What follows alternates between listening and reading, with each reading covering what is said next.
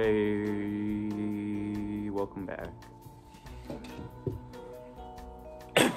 I'm going to be talking about Chris Ricardo today. He's a ceramic artist from Montana. He studied at Boston University in the Fine Arts Department. That's pretty cool. I went to school in Boston for one semester. I'm pretty sure, don't quote me on this, but I'm pretty sure he got his start with clay by using it as a means to cast bronze. Yeah, he would use the clay for molds, and he would cast those pieces in bronze. But I can't find any information about this anymore. I saw it last night, I think. Maybe I dreamt it.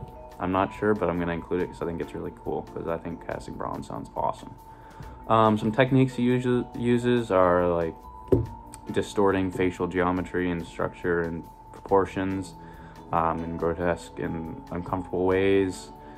He does this to convey a sort of uncomfortability that he experiences in his own existence. He wants the viewers of his work to kind of experience what he experiences, to share his feelings and emotions.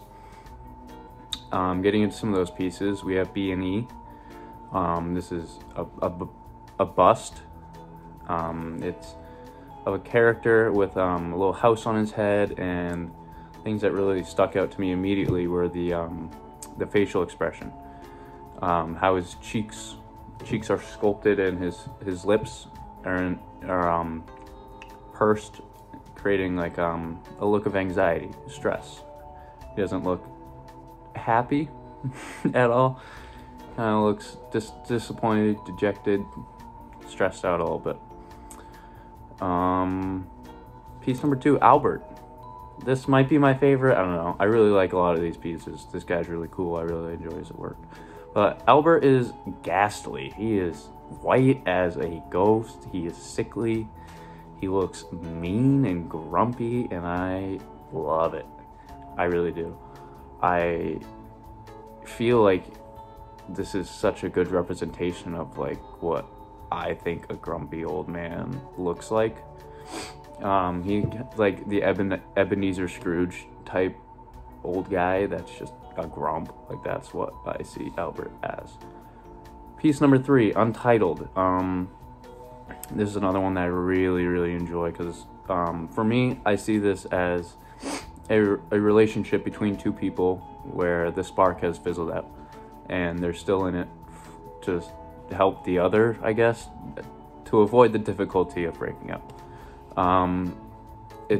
It's a kiss with sensuality but no passion, and it's an interesting juxtaposition to have sensuality without passion. I think those things are so usually hand in hand that it makes us think for a minute. We expect to see them combined, but with them separated in this sense, it's it has a lot of weight, and it's a very interesting piece.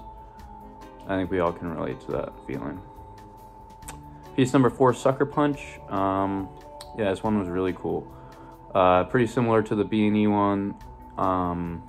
Immediately I'm thinking themes of self-harm and self-rejection. I mean, being punched by your own body obviously is something that could bring thoughts of self-harm or self-rejection to the mind.